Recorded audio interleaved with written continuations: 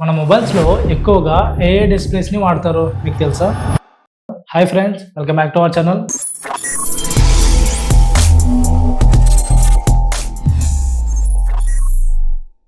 అసలు మనము రెగ్యులర్గా వాడే బడ్జెట్ మొబైల్ నుండి ఫ్లాషీ మొబైల్ వరకు ప్రతి ఒక్క మొబైల్లో ఏ డిస్ప్లేస్ని వాడతారో మీకు తెలుసా?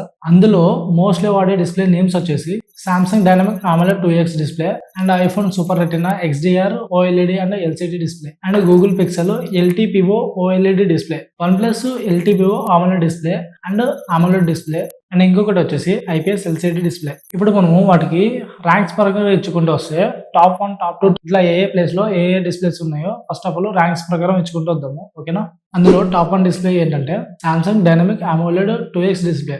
ఇప్పుడు మనము Samsung dynamic AMOLED 2X display ఏంటంటే ఇది సామ్సంగ్ తయారు చేసిన ఒక ప్రీమియం డిస్ప్లే అనమాట. ఈ డిస్ప్లేలో ప్రతి ఒక్క పిక్సెల్ అవసరాన్ని బట్టి దానంతకవే వెలుగుతాయి, అందుకే కలర్స్ అనేది అంత బాగా వస్తాయి. అండ్ బ్లాక్ కలర్స్ కూడా అంతే డార్క్ గా అంతే కాంట్రాస్ట్ గా కనబడతాయి. ఇందులో 120Hz రిఫ్రెష్ రేట్ వల్ల స్క్రోలింగ్ అండ్ గేమింగ్ కూడా స్మూత్ గా ఉంటుంది. ఇంకా ఇందులో HDR 10+ వీడియోస్ అనేవి చాలా అంటే చాలా క్లియర్ గా అండ్ క్లారిటీగా కనిపిస్తాయి. అండ్ ఇందులో మనకు హై బ్రైట్నెస్ ఉండడం వల్ల ఎండలో కూడా స్క్రీన్ అనేది చాలా అంటే చాలా బాగా కనిపిస్తాయి. అండ్ డైనమిక్ రిఫ్రెష్ రేట్ ఉండడం వల్ల మనకు బ్యాటరీ కూడా సేవ్ అవుతుంది. అండ్ డిస్ప్లేలో బ్లూ లైట్ తక్కువ ఉండడం వల్ల మన కంటి చూపు అనేది ఎక్కువగా డ్యామేజ్ కాకుండా ఉంటుంది. ఈ డైనమిక్ AMOLED 2X డిస్ప్లే ఉండడం వల్ల చాలా మంచి కలర్స్, స్మూత్ స్క్రోలింగ్, ఎక్కువ బ్రైట్నెస్ అండ్ మంచి బ్యాటరీ లైఫ్ అండ్ మంచి బ్యాటరీ ఎఫిషియన్సీ ఇచ్చే సామ్సంగ్ యొక్క one of the best display ఇదనమాట. టాప్ 1 ఉన్న సామ్సంగ్ డిస్ప్లే. అండ్ ఇంకా మనము టాప్ 2 లోకి వెళ్ళిపోతే iPhone super retina XDR OLED and LCD display అనమాట. ఈ డిస్ప్లేస్ ని మనము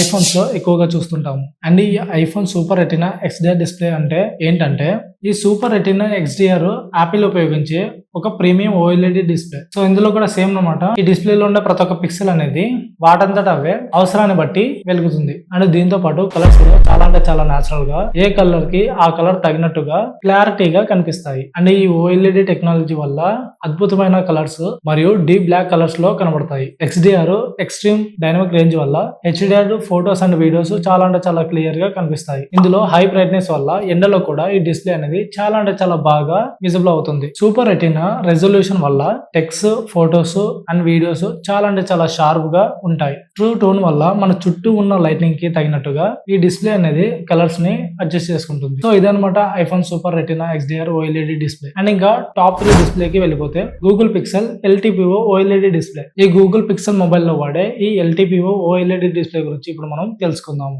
ఈ LTPO అంటే ఏంటంటే లో టెంపరేచర్ పాలిక్రిస్టలైట్ ఆక్సైడ్. ఇది ఒక అడ్వాన్స్ OLED డిస్ప్లే టెక్నాలజీ. దీని మెయిన్ పని ఏంటంటే రిఫ్రెష్ రేట్ ను ఆటోమేటిక్ గా అడ్జస్ట్మెంట్ చేస్తుంది. ఫర్ ఎగ్జాంపుల్, మీరు ఏదైనా ఫోటోస్ చూస్తున్నప్పుడు లేదా మీ డిస్ప్లే ఆన్ లో ఉన్నప్పుడు 1Hz రిఫ్రెష్ రేట్ వరకు ఉంటుంది. అండ్ మీరు అలాగే సోషల్ మీడియా స్క్రోల్ చేస్తున్నప్పుడు అండ్ గేమ్స్ ఆడేటప్పుడు ఆటోమేటిక్ గా 1Hz రిఫ్రెష్ రేట్ నుండి 120Hz రిఫ్రెష్ రేట్ వరకు పెరుగుతుంది. సో ఈ టెక్నాలజీ ఉండడం వల్ల బ్యాటరీ అనేది ఎక్కువసేపు వస్తుంది. స్క్రోలింగ్ కూడా చాలా స్మూత్ గా ఉంటుంది. యానిమేషన్స్ కానీ, గేమ్స్ కానీ, వీడియోస్ కానీ ఇలాంటి యానిమేషన్స్ అన్ని మన కంటికి సహజంగా కనిపిస్తాయి. ఈ డిస్ప్లే OLED కావడం వల్ల deep blocks, high contrast and vibrant colours కనిపిస్తాయి. సో ఇదన్నమాట Google pixel LTPO OLED display. ఇది మీకు సింపుల్ గా ఒక మాటలో చెప్పాలంటే LTPO OLED అంటే అవసరాన్ని బట్టి 1Hz రిఫ్రెష్ రేట్ నుండి 120Hz రిఫ్రెష్ రేట్ వరకు దానంతటా అదే అడ్జస్ట్మెంట్ చేసుకొని బ్యాటరీని సేవ్ చేస్తూ అండ్ అలాగే స్మూత్ గా విజువల్ ఎఫెక్ట్స్ గా విజువల్ ఎక్స్పీరియన్స్ ఇచ్చే premium OLED display technology. And ఇంకా టాప్ 4 డిస్ప్లే చూసుకుంటే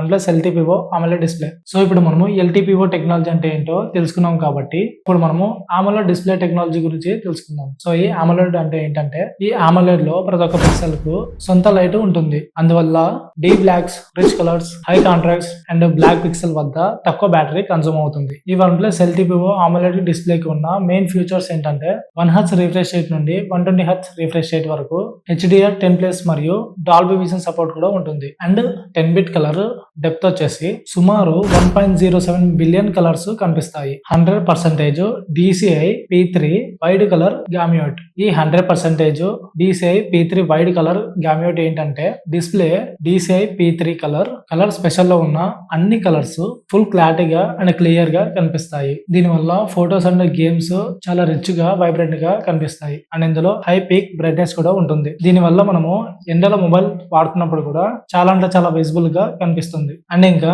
PWM డిమ్మింగ్ ఉండడం ద్వారా మన మొబైల్ మోడల్ ని బట్టి తక్కువ వెళ్తూ ఉన్నప్పుడు కూడా మన కళ్ళకు డిస్ప్లే అనేది చాలా బాగా కనబడుతుంది. సో ఇదనమాట టాప్ 4 ప్లేస్ లో ఉన్న డిస్ప్లే. అండ్ ఇంకా టాప్ 5 ప్లేస్ లో ఉన్న డిస్ప్లేకి వెళ్ళిపోతే AMOLED డిస్ప్లే అనమాట. ఇప్పుడు మనము ఓన్లీ AMOLED డిస్ప్లే గురించే తెలుసుకుందాము. ఫస్ట్ ఆఫ్ ఆల్ ఈ AMOLED ఫుల్ ఫామ్ వచ్చేసి active matrix organic imitating diode. ఇది మనము స్మార్ట్ ఫోన్స్ లో ఉపయోగించే ఒక ప్రీమియం డిస్ప్లే టెక్నాలజీ. సో ఇందాక మనము చెప్పుకున్నాం కదా, ఈ డిస్ప్లే లో ప్రతి ఒక్క పిక్సెల్ అనేది దానంతటా అదే వెలుతురుని విడివిడిగా చేస్తుంది. సో దీనికి అందువల్ల ప్రత్యేకత బ్యాక్ లైట్ అవసరం ఉండదు. అండ్ ఈ AMOLED ఎలా పనిచేస్తుందంటే ప్రతి ఒక్క ఈచ్ అండ్ ఎవ్రీ పిక్సెల్ దానంతటా అదే ఆన్ కానీ ఆఫ్ కానీ అవుతుంది. అండ్ బ్లాక్ కలర్ ని ఇంకా బ్లాక్ కలర్ గా చూపించాలంటే ఆ పిక్సెల్ అనేది పూర్తిగా ఆఫ్ అయిపోతుంది. అందువల్ల ఈ AMOLED లో ట్రూ బ్లాక్ కలర్స్ కనిపిస్తాయి. ఈ AMOLED డిస్ప్లే ఉండడం వల్ల వచ్చే benefits: true black colours, rich and vibrant colours, high contrast ratio, HDR మోడల్లో battery saving mode, premium viewing experience, smooth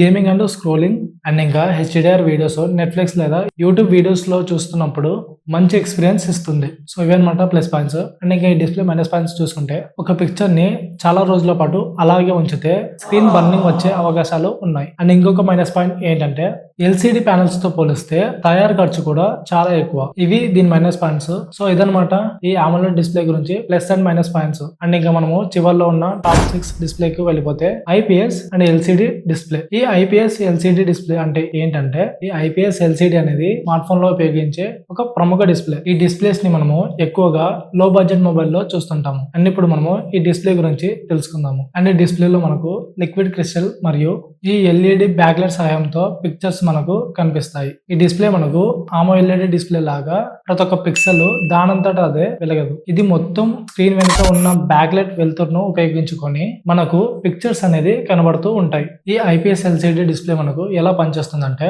first one వచ్చేసి స్క్రీన్ వెనుకల ఉన్న బ్యాక్లైట్ వెలుతురుని ఇస్తుంది. అండ్ సెకండ్ వన్ వచ్చేసి లిక్విడ్ క్రిస్టల్ లేయర్ ఆ వెలుతురుని నియంత్రిస్తుంది. అండ్ థర్డ్ వన్ వచ్చేసి red కానీ గ్రీన్ కానీ బ్లూ కానీ ఈ RGB కలర్ ఫిల్టర్ ద్వారా మనకు కలర్స్ అనేటివి తయారవుతాయి. అండ్ ఇలా చివరికి మనకు ఒక పిక్చర్ అనేది కనిపిస్తాయి. అండ్ ఇంకా IPS అంటే ఇన్ప్లేన్ స్విచ్చింగ్ అని ఎందుకు అంటారంటే సాధారణంగా మనకు IPS తో పోలిస్తే ఈ లిక్విడ్ క్రిస్టల్ మాలిక్యూల్స్ ఒక సమయంలో ఇన్ప్లేన్ గా తిరుగుతాయి. దీనివల్ల మనకు వ్యూవింగ్ యాంగిల్స్ అనేవి మెరుగ్గా ఉంటాయి. అండ్ కలర్స్ అనేవి ఎక్కువగా మారకుండా కనిపిస్తాయి. అండ్ ఇప్పుడు మనము ఈ IPS LCD డిస్ప్లే గురించి ప్లస్ అండ్ మైనస్ పాయింట్స్ గురించి మాట్లాడుకుందాం. అండ్ ఫస్ట్ ఆఫ్ ఆల్ ఇందులో ఉన్న ప్లస్ పాయింట్స్ గురించి మాట్లాడుకుంటే అందులో ఫస్ట్ వన్ వచ్చేసి natural colours, better viewing angles, screen burning problem కూడా ఉండదు. అండ్ ఇంకా దీని తయారీ ఖర్చు కూడా తక్కువ. అండ్ ఇది మనకు లాంగ్ లైఫ్ వస్తుంది. సో ఇదనమాట దీనిలో ఉన్న ప్లస్ పాయింట్స్. అండ్ అలాగే వీటిలో ఉన్న మైనస్ పాయింట్స్ గురించి మాట్లాడుకుందాం. ఇందులో ఫస్ట్ వన్ వచ్చేసి ట్రూ బ్లాక్ కలర్